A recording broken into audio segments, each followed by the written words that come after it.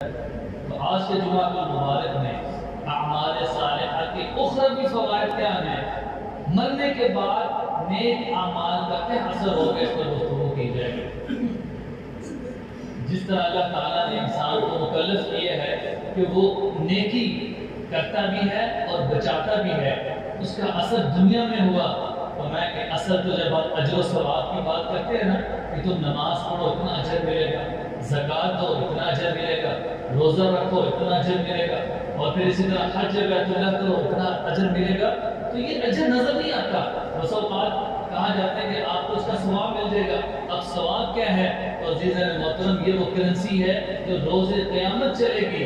اس کا پتہ قیامت والے دن چلے گا کہ ایک ایک نیکی اللہ کو کتنی قیمتی ہے اللہ کے ہاں۔ ایک حدیث میں آیا ہے کہ جب آدمی دعا کرتا ہے تو آدمی سوچتا ہے کہ میری دعا قبول نہیں ہو رہی۔ بس اوقات اس طرح ہوتا ہے، آدمی دعا کرتا ہے اس کی دعا قبول نہیں ہوتی، پھر دعا کرتا ہے، نیک بھی ہے، نمازیں بھی پڑھ رہا ہے، سب کچھ ہے، لیکن دعا قبول نہیں ہوتی۔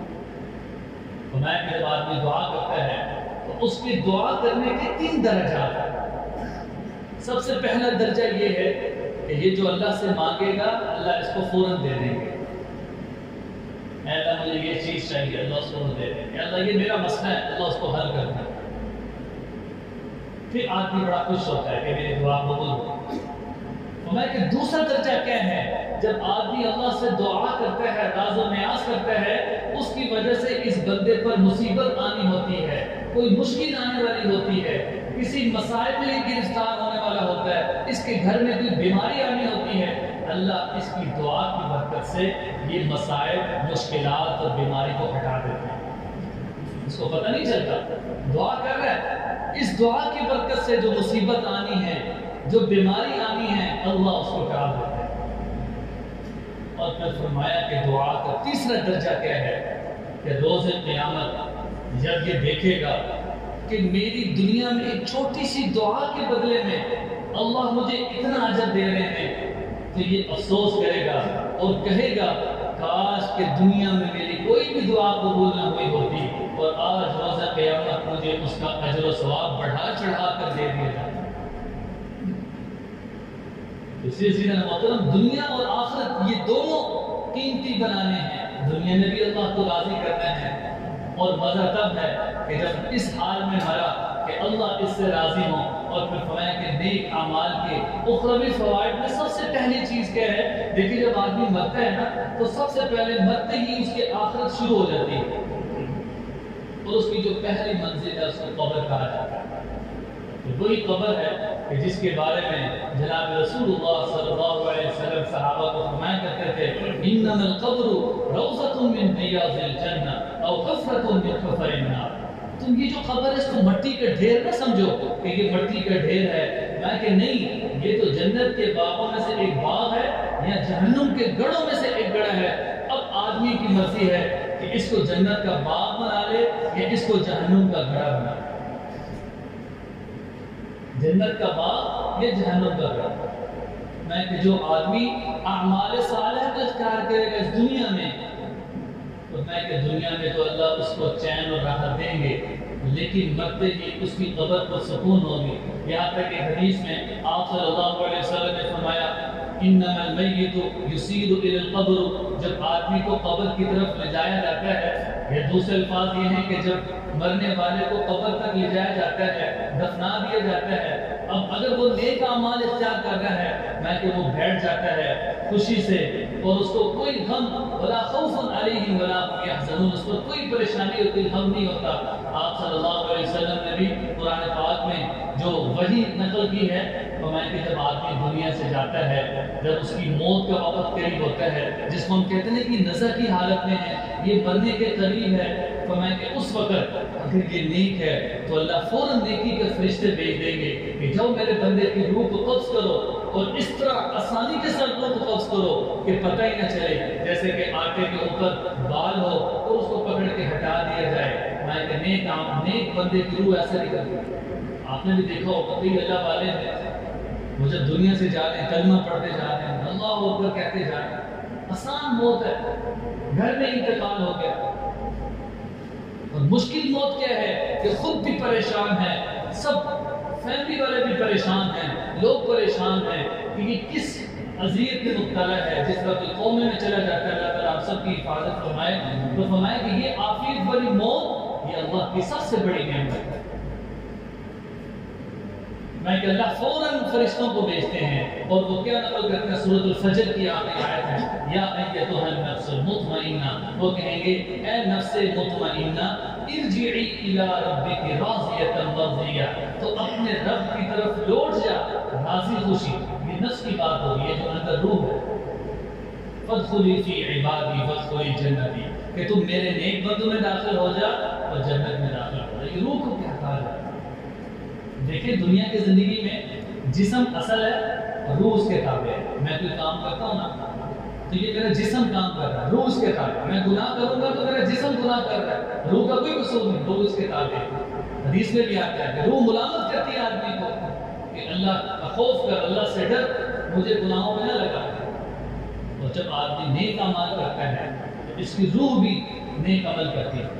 میں کہ جیسے ہی روح اور جسم کا کنیکشن الگ ہو گیا، اس کا انتقال ہو گیا، میں کہ اب روح اصل ہوگی، جسم اس کے تابع۔ عالم برزخ میں اس کی روح کو سزا مل رہی ہوگی، لیکن اس کا اثر قبر میں اس کو پہنچ رہا ہے۔ اسی طرح ایک روایت میں آپ صلی اللہ علیہ وسلم نے فرمایا کہ جب مرنے والا قبر کے قریب پہنچتا ہے، اگر وہ نیک اعمال کرنے والا ہے، اس کا اثر اس کو قبر میں اس طرح ہوتا ہے، قبر کہتی ہے کہ تیرا آنا مبارک ہو، جتنے لوگ دنیا میں چلتے تھے تو ان سب میں ہمیں اچھا لگتا تھا، آج تو آیا ہے تو آج تو میرے اچھے سلوک کو دیکھے گا۔ فرمایا حدیث میں ہے کہ پھر اس کی قبر کشادہ کر دی جاتی ہے، یہاں تک کہ جنت سے ایک کھڑکی اس کے لیے کھول دی جاتی ہے، جس سے اس کو جنت کی ٹھنڈی ہوائیں پہنچتی رہتی ہیں۔ اور پھر فرمایا کہ اس کے مقابلے میں جو نیک اعمال سے دور رہا، اللہ کو راضی نہ کیا، دنیا میں اللہ سے غفلت میں گزار دیا، میں کہ جب قبر میں جاتا ہے تو قبر کہتی ہے کہ دنیا میں جتنے لوگ چلتے تھے تو ان سب سے بہتر تھا، آج تو میرے حوالے ہوا ہے تو آج تو میرے سلوک کو بھی دیکھے گا۔ اور فرمایا کہ وہ قبر اتنی تنگ ہو جاتی ہے، راوی کہتے ہیں، صحابہ کہتے ہیں کہ آپ صلی اللہ علیہ وسلم نے اپنے دونوں ہاتھوں کی انگلیاں ایسے ڈال کر فرمائی کہ اس کی پسلیاں ایک دوسرے میں ایسے گھس جاتی ہیں۔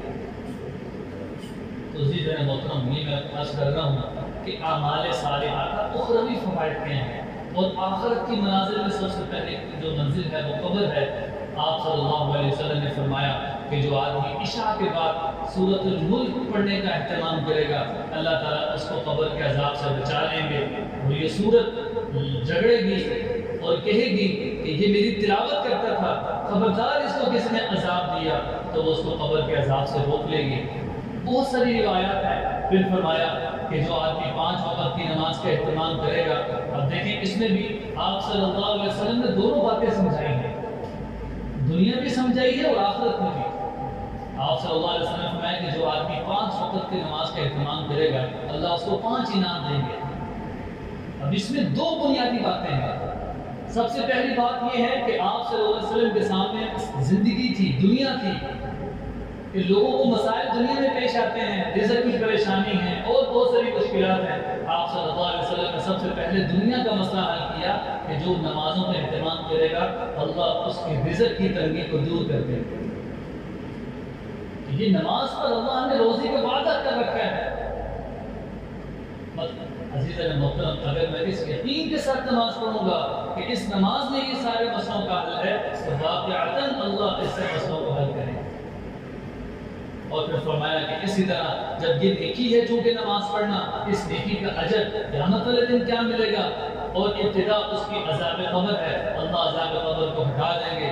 پل صراط ہے، پل صراط سے اللہ بجلی کی تیزی کی طرح گزار دیں گے۔ نامہ اعمال کا مسئلہ جب آئے گا روز محشر میں، تو اللہ نامہ اعمال اس کو دائیں ہاتھ میں دیں گے۔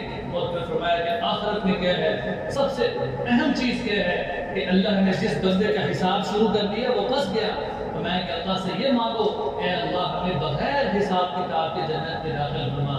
اور میں کہ جو نمازی ہے، اللہ اس کو بغیر حساب کتاب کے جنت میں داخل فرما۔ تو اس کے بعد کیا ہے، ایک عذاب قبر سے اس کو نجات ہوگی، اور اللہ تعالیٰ اس قبر میں بھی اس کو سکون عطا کریں گے۔ اور دوسرا یہ ہے کہ روز قیامت اللہ تعالیٰ اس کو خوشی عطا کریں گے اس دن کہ جس دن نہ اس کا بھائی اس کے کام آئے گا، نہ اس کے ماں باپ اس کے کام آئیں گے، کہ بچپن میں جن کو ماں باپ کہا، پوری زندگی ان کی شفقت کے تحت زندگی گزاری، روز قیامت وہ بھی کام نہ آئیں گے۔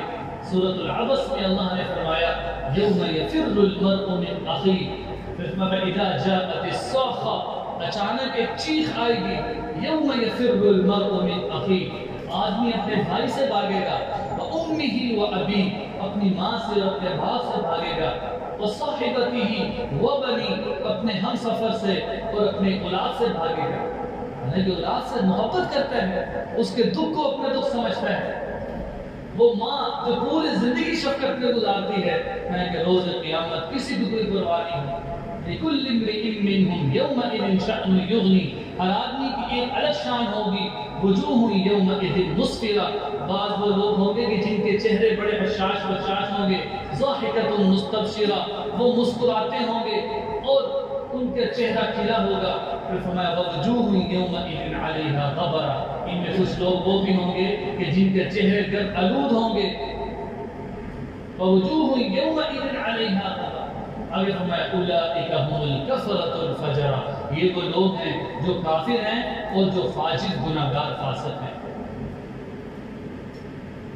اور پھر فرمایا کہ روز قیامت جب مجرم دیکھ لیں گے کہ آج تو ہمارے نامہ اعمال میں نیکیاں کم ہیں، وَلَوْ تَرَىٰ إِذِ الْمُجْرِمُونَ نَاكِسُو رُءُوسِهِمْ، فرمایا کہ مجرم لوگ قیامت والے دن مارے شرم کے ان کی گردنیں جھکی ہوئی ہوں گی، ربنا ابصرنا وسمعنا فارجعنا نعمل صالحا، وہ کہیں گے اے اللہ آج ہم نے دیکھ لیا، آج ہم نے سن لیا، آج آپ ہمیں واپس لوٹا دیجئے، نعمل صالحا، تاکہ ہم نیک عمل کریں۔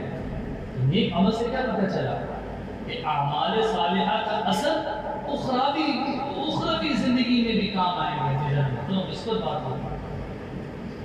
اور پھر فرمایا کہ روز محشر میں جو لوگ اپنے پسینے میں شرابور ہوں گے، یہ وہ لوگ ہوں گے کہ جنہوں نے اللہ کی یاد سے اپنے آپ کو غافل رکھا۔ قرآن پاک کی ایک آیت ہے، سورۃ الکہف کی ہے، وَمَنْ أَعْرَضَ عَنْ ذِكْرِي فَإِنَّ لَهُ مَعِيشَةً ضَنْكًا، اللہ فرماتے ہیں کہ جو لوگ میری یاد سے غافل رہے، فَإِنَّ لَهُ مَعِيشَةً ضَنْكًا، میں ان کی دنیا کی زندگی تنگ کر دوں گا، وَنَحْشُرُهُ يَوْمَ الْقِيَامَةِ أَعْمَىٰ، قیامت والے دن میں ان کو اندھا اٹھاؤں گا۔ قال رب لم حشرتنی اعمى وقد كنت بصیرا، وہ کہیں گے اللہ آپ نے ہمیں آج اندھا کیوں اٹھایا، دنیا میں تو ہم دیکھتے تھے۔ اللہ فرمائیں گے كذلك اتتك آیاتنا فنسیتها، جس طرح دنیا میں تو نے ہماری آیات کو بھلا دیا تھا۔ اس کے دو مفہوم علماء نے لکھے ہیں، ایک تو یہ ہے کہ اللہ کی اطاعت اور رسول اللہ صلی اللہ علیہ وسلم کی فرمانبرداری نہیں کی، دوسرا یہ ہے کہ اس نے قرآن پاک بھلا دیا تھا، اس پر عمل کرنا بھلا دیا تھا۔ کہ اسی طرح وَكَذَلِكَ الْيَوْمَ تُنْسَىٰ، اسی طرح آج ہم نے بھی تجھے بھلا دیا۔ نیکی کا اثر روز قیامت لازمی ہوگا۔ سورۃ الحاقہ کی تلاوت کی جاتی ہے فجر کی نماز میں، اس کی آیات کیا ہیں کہ روز محشر میں نیکی کام اس طرح آئے گی، میں کہ جس کا نامہ اعمال اس کے دائیں ہاتھ میں دے دیا جائے گا، وہ ہمارے خوشی کے اس کی کوئی حد نہیں ہوگی۔ قرآن پاک میں ہے فَأَمَّا مَنْ أُوتِيَ كِتَابَهُ بِيَمِينِهِ، جس کا نام اعمال اس کو دائیں ہاتھ میں دیا جائے گا، فَيَقُولُ هَاؤُمُ اقْرَءُوا كِتَابِيَهْ، وہ خوشی سے پھر رہا ہوگا کہ دیکھیے دیکھو میری کتاب، انی ظننت انی ملاق حسابیہ، میں تو گمان کرتا تھا کہ میرا حساب آسان ہوگا۔ فَهُوَ فِي عِيشَةٍ رَاضِيَةٍ، وہ بڑی عیش کی زندگی میں ہوگا، فی جنت عالیہ، وہ بلند باغات میں ہوگا۔ لیکن فرمایا کہ اس کے مقابلے میں وَأَمَّا مَنْ أُوتِيَ كِتَابَهُ بِشِمَالِهِ، جس کا نام اعمال اس کے بائیں ہاتھ میں دے دیا جائے گا، فَيَقُولُ يَا لَيْتَنِي لَمْ أُوتَ كِتَابِيَهْ، وہ اس وقت کہے گا ہائے کاش کہ مجھے میری کتاب ملتی نہ۔ فَيَقُولُ يَا لَيْتَنِي لَمْ أُوتَ كِتَابِيَهْ، اور پھر میں ما اغنى عنی مالیہ هلك عنی سلطانی، میرے مال نے کچھ فائدہ نہیں دیا، میرا عہدہ جو ڈگری تھی اس نے مجھے کوئی کام نہ دیا۔ اور فرمایا کہ اسی طرح اللہ حکم دیں گے کہ اس کو پکڑ لو، اس کو زنجیروں میں جکڑ کر اس کو اندر وہ جہنم میں ڈال دو۔ مطلب یہ بات کی جا رہی ہے کہ جو اعمال صالح ہے اس کے اخروی فوائد و ثمرات بھی ہیں اگر ہم جب نیک کام کرتے ہیں تو اس نیت سے بھی کریں کہ اس کا اجر مجھے اللہ دنیا میں بھی دیں گے اور اس کا اجر اللہ مجھے آخرت میں بھی دیں گے۔ سورہ یاسین میں اللہ نے کیا فرمایا ہے کہ روز قیامت اللہ تعالیٰ کے نزدیک دو گروہ ہوں گے، وَامْتَازُوا الْيَوْمَ أَيُّهَا الْمُجْرِمُونَ، کہ جس دن اللہ اعلان کریں گے کہ مجرم لوگ آج الگ ہو جائیں، اور پھر آگے اللہ کیا فرمائیں گے أَلَمْ أَعْهَدْ إِلَيْكُمْ يَا بَنِي آدَمَ أَلَّا تَعْبُدُوا الشَّيْطَانَ، اے بنی آدم کیا تم نے مجھ سے وعدہ نہیں کیا تھا کہ تم شیطان کی پیروی نہ کرو گے، إِنَّهُ لَكُمْ عَدُوٌّ مُبِینٌ، کہ وہ تو تمہارا